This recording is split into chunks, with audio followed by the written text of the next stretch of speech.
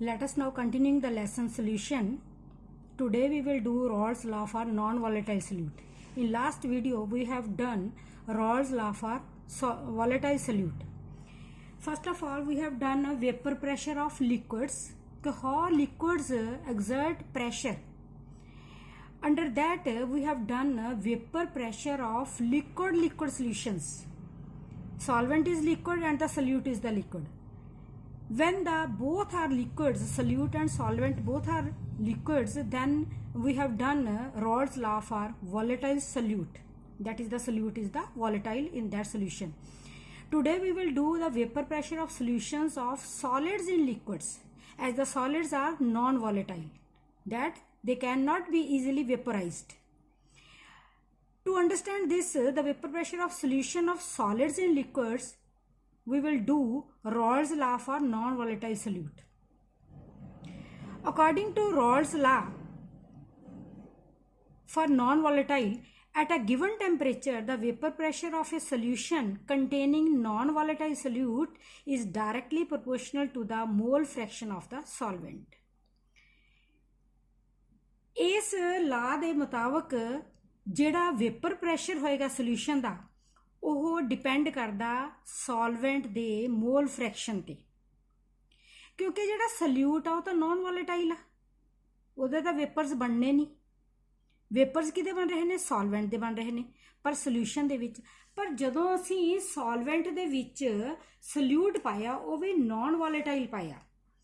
ਦੇਖੋ ਇਸ ਤਰ੍ਹਾਂ ਜਿਵੇਂ ਇੱਥੇ ਆਪਾਂ ਡਾਇਗਰਾਮ ਬਣਾਉਂਦੇ ਆ, ਅਸੀਂ ਸੋਲਵੈਂਟ ਦੇ ਪਾਰਟੀਕਲਸ ਲਏ ਨੇ। ਸੋਲਵੈਂਟ ਮਤਲਬ ਮੰਨ ਲਓ ਕਿ ਤੁਸੀਂ ਆਪਾਂ ਵਾਟਰ ਦੇ ਮੋਲੀਕਿਊਲਸ ਲਏ ਹੋਏ ਨੇ ਇਹਦੇ ਵਿੱਚ,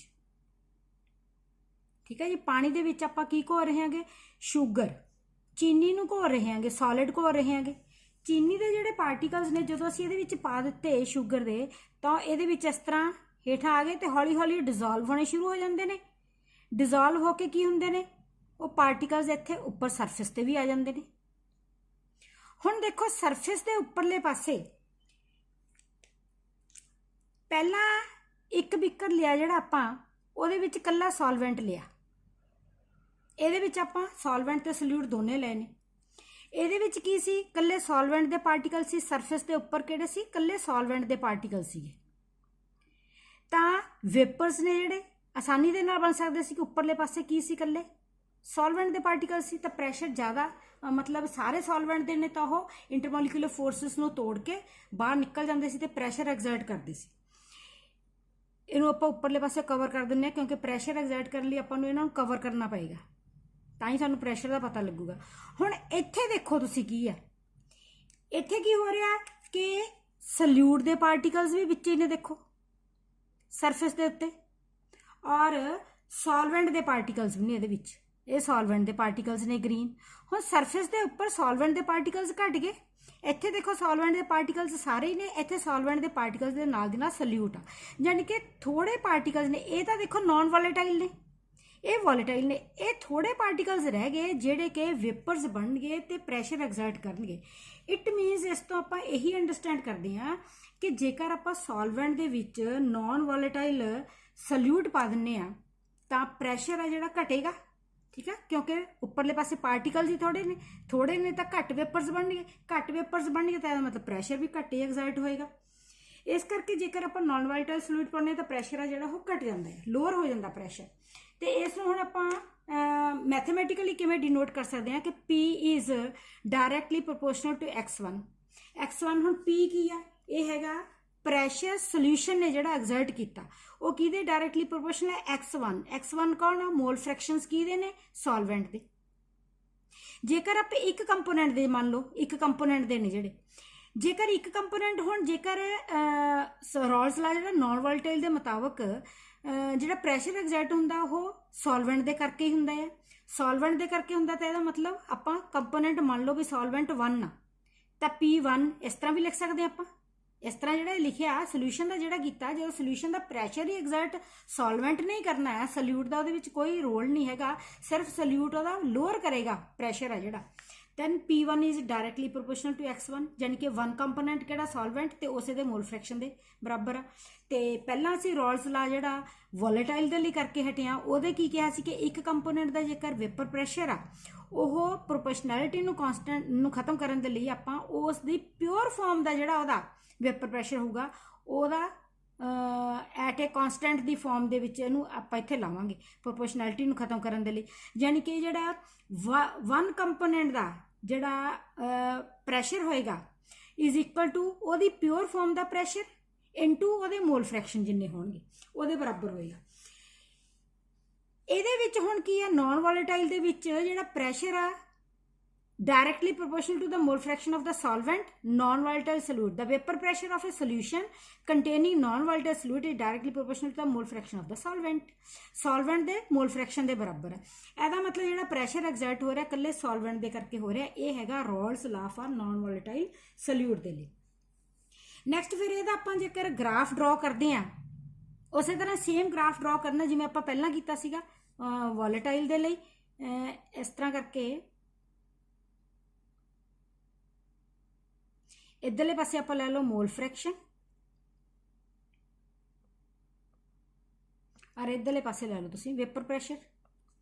ਉਹਦੇ ਵਿੱਚ ਆਪਾਂ ਲਾਸਟ ਵੀਡੀਓ ਦੇ ਵਿੱਚ ਕੀ ਕੀਤਾ ਸੀਗਾ ਇਧਰਲੇ ਪਾਸੇ ਆਪਾਂ 0 ਲਿਆ x ਇਜ਼ ਇਕੁਅਲ ਟੂ ਕਿ ਸ਼ੁਰੂ ਦੇ ਵਿੱਚ ਜਿਹੜਾ ਮੋਲ ਫ੍ਰੈਕਸ਼ਨ ਹੈ ਉਹ 0 ਆ 0 ਆ ਤਾਂ ਵੇਪਰ ਪ੍ਰੈਸ਼ਰ ਕਿੰਨਾ ਹੋਊਗਾ 0 ਹੀ ਹੋਏਗਾ।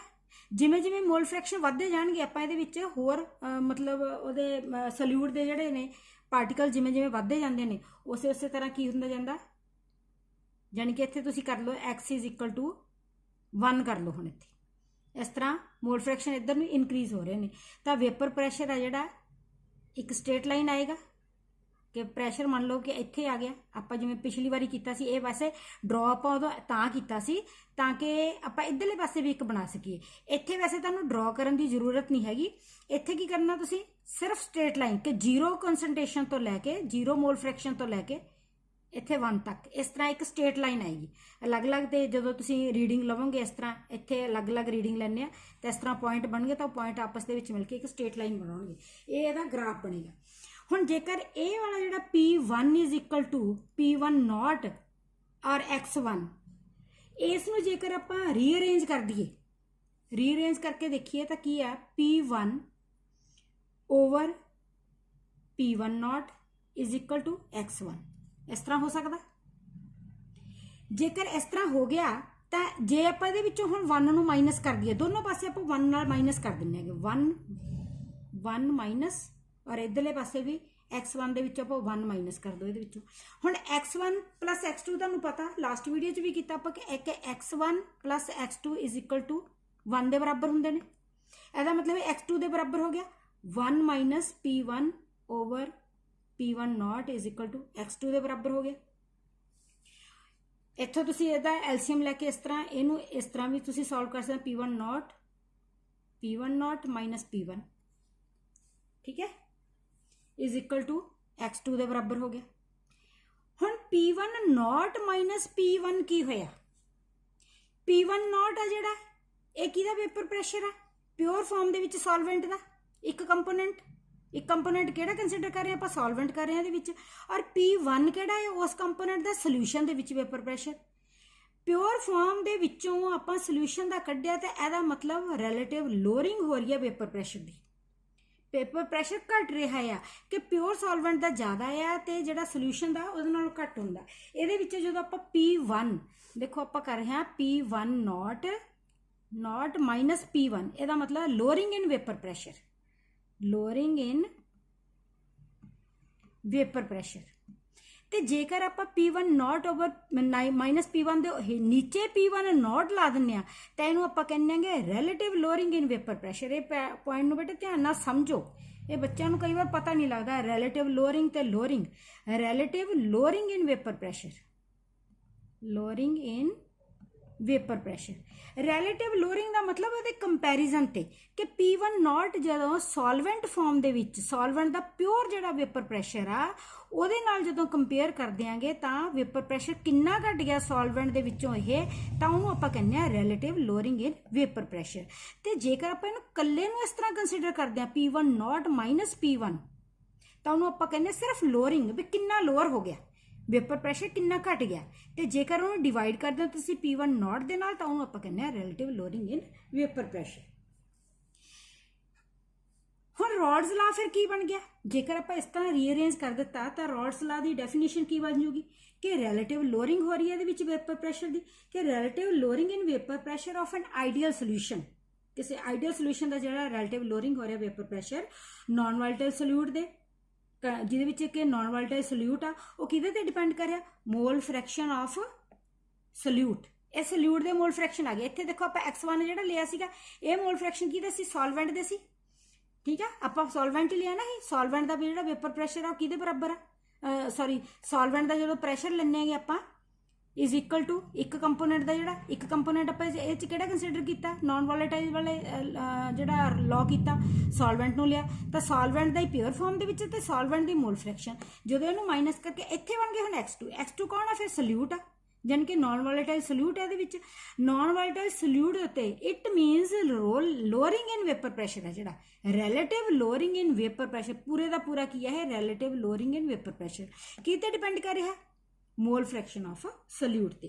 इस करके इहदी डेफिनेशन हुण तुसीं इस तरह भी लिख सकते हैं रॉड्स ला दी नूं कि relative lowering in vapour pressure of an ideal solution containing non volatile solute, ये जरूर लिखना तुसीं नॉन वोलेटाइल ता, is equal to the mole fraction of the solute at a given temperature. इस तरह होगा relative lowering in vapour pressure. तो एक इहदे नाल दी नाल ही जेकर मैं तुहानूं इहदी कॉलीगेटिव प्रॉपर्टी भी करवा दां, कॉलीगेटिव प्रॉपर्टी ਆਪਾਂ ਅੱਗੇ ਕਰਨੀਆਂ ਨੇ कॉलीगेटिव प्रॉपर्टीज़ तो पर ਇਹਦੇ ਨਾਲ ਹੀ रिलेटेड है, इस करके इस वाली कॉलीगेटिव प्रॉपर्टी ਨੂੰ ਆਪਾਂ ਇੱਥੇ ਹੁਣੇ ਕਰ ਦਿੰਦੇ ਹਾਂ। कॉलीगेटिव प्रॉपर्टी ਕਿਹੜੀਆਂ ਹੁੰਦੀਆਂ ਨੇ, ਜਿਹੜੀਆਂ ਕਿ प्रॉपर्टीज़ सॉल्यूशन ਦੀਆਂ डिपेंड ਕਿਹਦੇ ਤੇ ਕਰਦੀਆਂ ਨੇ, नंबर ऑफ सॉल्यूट पार्टिकल्स, कि सॉल्यूट ਦੇ ਕਿੰਨੇ पार्टिकल्स ने, ना कि ਉਹਦੇ नेचर ਦੇ ਉੱਤੇ। बस ये गल ਨੂੰ याद रखना, बहुत बहुत बहुत ही ज़्यादा इंपॉर्टेंट है ये कॉलीगेटिव प्रॉपर्टीज़। कॉलीगेटिव प्रॉपर्टीज़ वो होंदियां ने जिहड़ियां नंबर ऑफ सल्यूट पार्टिकल्स ते डिपेंड करदियां ने, particles not on nature of solute, nature of salute कि सल्यूट है किस तरह का, ये ते नहीं डिपेंड करता, नंबर ऑफ सल्यूट पार्टिकल्स ते डिपेंड करता कि पार्टिकल्स दे जिहड़े सल्यूट दे जिहड़े पार्टिकल्स ने वो किन्ने ने, नेचर किस तरह दी आ ओहदे ते कोई डिपेंड नहीं करता। इसे नूं ही आपां कंटिन्यू करते हुए relative lowering in vapour pressure भी कर लेंगे। हुण इहदी जिहड़ी कॉलीगेटिव प्रॉपर्टी आ, देखो रिलेटिव लोअरिंग तो आपां कर ही लिया हुण तक, ठीक है ना। रिलेटिव लोअरिंग आपां कीता ते इसे नूं आपां जेकर मतलब कि थोड़ी बहुत चेंज उहने कीती हुई है कि डेल्टा पी, जिवें कि आपां कीता delta P1 is equal to किहदे बराबर हो गया, P1 नॉट माइनस P1, ਜਿਹੜਾ कि ਆਪਾਂ ਇੱਥੇ ਕੀਤਾ ਲੋਅरिंग इन वेपर प्रैशर, ਕੱਲਾ ਲੋਅरिंग इन वेपर प्रैशर ਕਿਵੇਂ ਕੀਤਾ, ਉਹਨੂੰ ਡਿਨੋਟ ਕਰਤਾ ਉਹਨੇ डेल्टा P1 ਦੇ ਨਾਲ। डेल्टा P1 यानी कि lowering in vapour pressure is equal to solvent pure form ਦੇ ਵਿੱਚ ਉਹਦਾ वेपर प्रैशर माइनस सोल्यूशन ਦੇ ਵਿੱਚ वेपर प्रैशर, ਇਹੀ ਕੀਤਾ ਨਾ ਆਪਾਂ। ਇਹਨਾਂ ਨੂੰ ਜੇਕਰ ਆਪਾਂ ਮਾਈਨਸ ਕਰਦੇ ਹਾਂ ਤਾਂ ਲੋਅरिंग इन वेपर प्रैशर आ गया। P1 ਆ ਜਿਹੜਾ ਉਹਦੀ ਵੈਲਿਊ ਕੀ ਆ, ਹੁਣ ਇੱਥੇ ਆਪਾਂ ਪਿੱਛੇ ਕਰਕੇ ਹਟਾਂਗੇ। P1 ਦੀ value is equal to P1 naught x1, ये वाली वैल्यू ने इत्थे फिल कर दो हुण, is equal to P1 naught minus P1 naught x1। हुण P1 नॉट हो गया ना, इनू आपां कॉमन कर लो, P1 not into 1 minus x1 हो गया। हुण 1 माइनस x1 तुहानूं पता आपां कीता है कि x1 plus x2 is equal to 1 ਦੇ बराबर ਹੁੰਦਾ। ਇਹ मतलब 1 माइनस x1 ਆ, जेकर x1 ਨੂੰ ਆਪਾਂ ਇੱਧਰ ਲੈ ਜਾਈਏ ਤਾਂ x2 ਦੇ ਬਰਾਬਰ ਹੋ ਗਿਆ ਕਿ ਨਾ, 1 माइनस x1 ਹੋ ਗਿਆ, ਇਹਦੇ ਬਰਾਬਰ ਹੋ ਗਿਆ। ਇਟ ਮੀਨਸ ਇਹਦੀ ਵੈਲਿਊ ਆਪਾਂ ਇੱਥੇ ਫਿਲ ਕਰ ਸਕਦੇ ਹਾਂ, P1 ਨॉट x2 ਹੋ ਗਿਆ। जेकर ਆਪਾਂ ਇਸ ਨੂੰ ਹੁਣ ਰੀਅਰੇਂਜ ਕਰ ਲਈਏ ਥੋੜਾ, ਜਿਵੇਂ ਆਪਾਂ ਪਹਿਲਾਂ ਰੀਅਰੇਂਜ ਕੀਤਾ ਸੀ ਕਿ delta P1 over P1 naught is equal to x2। ਇਹਦੇ ਤੋਂ ਕੀ ਹੋ ਗਿਆ ਕਿ ਆ ਹੋ ਗਿਆ ਲੋਅਰਿੰਗ ਇਨ ਵੇਪਰ ਪ੍ਰੈਸ਼ਰ, ਹੁਣੇ ਕੀਤਾ ਆਪਾਂ ਉੱਪਰਲੇ ਪਾਸੇ, ਠੀਕ ਹੈ ਜੀ। Lowering in vapour pressure over vapour pressure of the solvent ਜਾਂ ਵਨ ਕੰਪੋਨੈਂਟ ਦਾ ਇਨ ਪਿਓਰ ਫਾਰਮ, ਕਿਹਦੇ ਤੇ ਡਿਪੈਂਡ ਕਰਦਾ ਹੈ, ਮੋਲ ਫ੍ਰੈਕਸ਼ਨ ਆਫ ਸੋਲਿਊਟ ਦੇ ਉੱਤੇ, ਸੋਲਿਊਟ ਦੇ ਮੋਲ ਫ੍ਰੈਕਸ਼ਨ ਤੇ ਡਿਪੈਂਡ ਕਰਦਾ ਹੈ। It means the relative lowering in vapor pressure of ideal solution containing non-volatile solute किदे डिपेंड कर गया मोल fraction of the solute at a given temperature। ये तो रॉड्स ला आपां हुणे कीता ही है। जेकर हुण इहनूं कॉलीगेटिव प्रॉपर्टी के तौर पर आपां किवें शो करना कि यह मोलर कंसनट्रेशन कड्ढणी है इहदे विच आपां कि कॉलीगेटिव प्रॉपर्टी किस तरह होगी कि इहदे मोल फ्रैक्शन ते डिपेंड कर रहा है, इसते जिहड़ा सल्यूट दे जिहड़े मोल फ्रैक्शन ते डिपेंड करदा ना कि नेचर ते। मोल फ्रैक्शन कि किन्ने मोल फ्रैक्शन आ उहदे विच, not on nature of solute. Nature of solute solute दी नेचर ते डिपेंड नहीं कर रहा है। हुण इहदे तो आपां इहदा मोलर मास कड्ढना, सल्यूट दा मोलर मास किवें कड्ढना है ये जरूर कड्ढना क्योंकि तुहानूं न्यूमेरिकल्स भी आउंदे ने इहदे नाल रिलेटेड। रॉल्स ला दे मुताबक आपां की कीता हुणे P1 naught minus P1 over P1 naught is equal to X2। ये तो तुहानूं हुण चंगी तरह आई है हुण कि इहदे बराबर है, रॉल्स दा ला आ फॉर नॉन वॉलेटाइल सल्यूट दे लई। हुण आपां जेकर इहदा मोलर मास कड्ढना है तो जिहड़ा फ्रैक्शन आ, फ्रैक्शन किहदे बराबर हुंदा तुहानूं फ्रैक्शन पता होना चाहिए पहलां कि जेकर आपां X2 सल्यूट दा फ्रैक्शन कड्ढना, देखो मोल फ्रैक्शन कीता है तुसीं पहलां वीडियो दे विच करवाया है मैं तुहानूं mole fraction. X2 is equal to किहदे बराबर आ number of moles of solute over moles of solvent plus moles of solute, इहदे बराबर हुंदा है।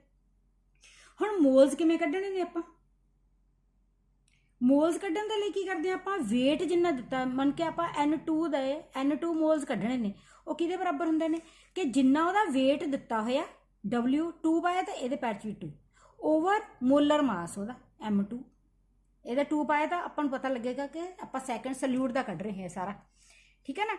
तो ਇਹਦੇ बराबर ਹੁੰਦਾ ਤੇ ਇਸੇ तरह N1 ਦਾ ਕਿਵੇਂ ਕੱਢਾਂਗੇ ਉਹ ਵੀ ਇਸ ਤਰ੍ਹਾਂ ਹੋਊਗਾ W1 ओवर M1। ਇਹ बेटा मोल फ्रैक्शन से तुसीं कीता है उस वीडियो ਨੂੰ देखियो ध्यान नाल, वैसे तुहानूं आउंदा ही होएगा। मोल फ्रैक्शन आपां इस तरह कढ देंगे। हुण आपां मोलर मास कढना ना, आपां मोलर मास किहदा कढना आपां सल्यूट दा यानी कि M2 आ वाला कढांगे। इहनूं पहलां आपां नूं पूरे दा पूरा फार्मूला बनाउणा पऊगा। फार्मूला किवें बनावांगे आपां, पहलां तां X2 नूं कढीए आपां किवें कढदे हां। X2 किहदे बराबर है, इहदे बराबर है X2 is equal to N2 किहदे बराबर है W2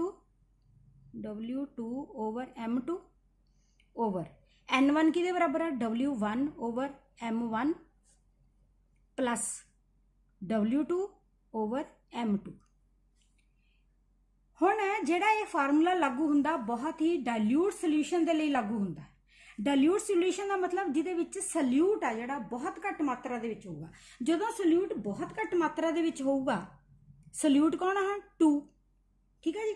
ਇਹਦੇ ਵਿੱਚ ਜੇਕਰ बहुत घट मात्रा ਦੇ ਵਿੱਚ ਤਾਂ ਆਪਾਂ ਇਸ ਨੂੰ ਇਗਨੋਰ ਕਰ ਸਕਦੇ ਹਾਂ ਕਿ ਨੀਚਲੇ ਵਾਲੇ ਪਾਸੇ ਜਿਹੜਾ ਆਪਾਂ N1 प्लस N2 ਕੀਤਾ ਤਾਂ ਇਸ ਨੂੰ ਆਪਾਂ N2 ਉੱਪਰ ਤਾਂ ਆਪਾਂ ਇਕੱਲੇ ਹੀ ਸੋਲਿਊਟ ਲਿਆ, ਨੀਚੇ ਆਪਾਂ ਸੋਲਵੈਂਟ N ਜਿਹੜਾ ਵਨ ਕੰਪੋਨੈਂਟ ਬਹੁਤ ਜ਼ਿਆਦਾ ਹੈ ਸੋਲਿਊਟ ਨਾ ਮਾਤਰਾ ਦੇ ਬਰਾਬਰ ਆ ਤਾਂ ਆਪਾਂ ਇਸ ਨੂੰ ਨੈਗਲੀਜੀਬਲ ਕਰ ਸਕਦੇ ਹਾਂ, ਜਾਨੀ कि ਅਸੀਂ X2 ਨੂੰ ਕਿਹਦੇ ਬਰਾਬਰ ਕਰ ਸਕਦੇ ਹਾਂ N2 ओवर N1 ਦੇ ਬਰਾਬਰ ਕੰਸੀਡਰ ਕਰ ਸਕਦੇ ਹਾਂਗੇ ਕਿਉਂਕਿ N1 ਆ ਜਿਹੜਾ ਉਹ बहुत ज़्यादा है और N2 आ जिहड़ा बहुत घट है इहदे नाल,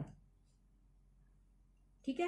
हुण इहदे विच आपां वैल्यूज़ पा दो इत्थे P1 naught minus P1 over P1 naught is equal to ये की बन गया, इहनूं कंसीडर करके वैल्यू पाइए हुण आपां क्योंकि आपां N2 नूं निगलिजिबल कर दिता निचले वाले पासे, डिनोमीनेटर नूं आपां निगलैक्ट कर सकते हैं क्योंकि बहुत घट मात्रा दे विच सल्यूट पाया होया। तो इत्थे तुसीं वैल्यू की पाओगे फिर W2 over M2 over W1 over M1 तो ये बराबर देख लो हम तुसी की वैल्यू की पै जानी है दी is equal to W2 over M2 तो इनू जो तुसी W1 ओवर M1 है ऊपर चला जाऊगा की बन जाऊगा M1 W2 over M2 M1 over W1, ठीक है जी। इस तरह बन जूगा ना। हुण जेकर तुसी W इकट्ठे करने तो तुसी इस तरह भी लिख सकते हो इसनूं कि ये हो गया W2 over W1 into M1 over M2 किहदे बराबर हो गया है P1 naught minus P1 over P1 not ये बराबर हो गया।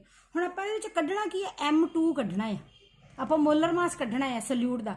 ਮੋਲਰ ਮਾਸ ਜਦੋਂ ਸੋਲਿਊਟ ਦਾ ਤੁਸੀਂ ਕੱਢਣਾ ਤਾਂ ਤੁਸੀਂ M2 ਕਿਹਦੇ ਬਰਾਬਰ ਲਿਖੋਗੇ, M2 ਨੂੰ ਇੱਧਰ ਲੈ ਜਾਓ, ਇਹ ਸਾਰੇ ਦਾ ਸਾਰਾ ਕੰਪੋਨੈਂਟ ਇੱਧਰ ਲਾਓ ਤਾਂ ਕੀ ਬਣ ਗਿਆ W2 ਤੇ M1 ਓਵਰ ਆ W1 ਹੋ ਗਿਆ ਇਨਟੂ ਆ ਸਾਰੇ ਦਾ ਸਾਰਾ ਇੱਧਰ ਲੈ ਆਵੋ P1 note minus P1 over P1 note.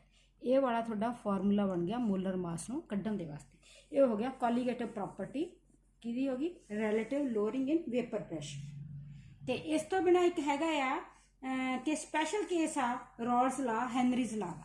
ਉਹਦੇ ਵਿੱਚ ਕੀ ਆ ਕਿ ਹੈਨਰੀਜ਼ ਲਾ ਜਿਹੜਾ ਉਹਦੇ ਵਿੱਚ ਵੀ ਆਪਾਂ ਇਹੀ ਕੀਤਾ ਸੀ ਕਿ ਜਿਹੜਾ ਵੇਪਰ ਪ੍ਰੈਸ਼ਰ ਆ ਇੱਕ ਕੰਪੋਨੈਂਟ ਦਾ that is directly proportional to ਦਾ mole fraction of that component. ਪਰ ਜਿਹੜਾ ਪ੍ਰੋਪੋਰਸ਼ਨੈਲਿਟੀ ਕਾਂਸਟੈਂਟ ਲਾਇਆ ਸੀ ਆਪਾਂ ਰੌਲਸ ਲਾ ਦੇ ਵਿੱਚ ਲਾਇਆ ਕਿ ਪਿਓਰ ਜਿਹੜਾ ਕੰਪੋਨੈਂਟ ਦਾ ਪਿਓਰ ਫਾਰਮ ਦੇ ਵਿੱਚ ਜਦੋਂ ਉਹਦਾ ਵੇਪਰ ਪ੍ਰੈਸ਼ਰ ਆ ਉਹਨੂੰ ਆਪਾਂ ਪ੍ਰੋਪੋਰਸ਼ਨੈਲਿਟੀ ਕਾਂਸਟੈਂਟ ਲਾਇਆ, ਔਰ ਹੈਨਰੀਜ਼ ਲਾ ਦੇ ਵਿੱਚ ਆਪਾਂ KH ਲਾਇਆ ਸੀਗਾ ਵੈਲਿਊ, ਉਹ ਆਪਾਂ ਨੂੰ ਮਤਲਬ ਕਾਂਸਟੈਂਟ ਵੈਲਿਊ ਉਹਦੀ ਨਿਊਮੈਰੀਕਲ ਵੈਲਿਊ ਹੋਏਗੀ ਉਹਦੀ। ਬਸ ਇਹ ਇਹਨਾਂ ਦੇ ਵਿੱਚ ਡਿਫਰੈਂਸ ਆ ਦੋਨਾਂ ਦੇ ਵਿੱਚ, ਤੇ ਇਸੇ ਕਰਕੇ ਇਸ ਨੂੰ ਆਪਾਂ ਕਹਿ ਦਿੰਦੇ ਕਿ Raoult's law as a special case of Henry's law. Similarities ਦੋਨਾਂ ਦੇ ਵਿੱਚ ਕੀ ਹੈ, ਦੋਨੇ ਹੀ ਵੋਲੇਟਾਈਲ ਕੰਪੋਨੈਂਟ ਦੇ ਲਈ ਅਪਲਾਈ ਹੁੰਦੇ ਨੇ, ਪਰ ਉਹਦੇ ਵਿੱਚ ਕੀ ਆਪਾਂ ਗੈਸ ਨੂੰ ਡਿਜ਼ੋਲਵ, ਉਹਦੇ ਵਿੱਚ ਗੈਸ ਨੂੰ ਡਿਜ਼ੋਲਵ ਕਰ ਰਹੇ ਹਾਂ, ਰੌਲਸ ਲਾ ਦੇ ਵਿੱਚ ਆਪਾਂ ਲਿਕੁਇਡ ਲੈ ਕੇ ਆ। ਠੀਕ ਹੈ ਜੀ, ਇੱਕ ਲਿਕੁਇਡ ਲਾਜ਼ਮੀ ਹੋਊਗਾ ਉਹਦੇ ਵਿੱਚ। ਸੋਲਵੈਂਟ ਆ, ਸੋਲਵੈਂਟ ਤਾਂ ਹੋਏਗਾ ਹੀ ਲਿਕੁਇਡ, ਚਾਹੇ ਤੁਸੀਂ ਵੋਲੇਟਾਈਲ ਸੋਲਿਊਟ ਦੇ ਲਈ ਕਰੋ ਰੌਲਸ ਲਾ, ਚਾਹੇ ਨॉन ਵੋਲੇਟਾਈਲ ਦੇ ਲਈ। ਠੀਕ ਹੈ ਜੀ, ਇਸ ਕਰਕੇ ਉਹਦੇ ਵਿੱਚ ਇੱਕ ਤਾਂ ਲਿਕੁਇਡ ਲਾਜ਼ਮੀ ਹੋਏਗਾ।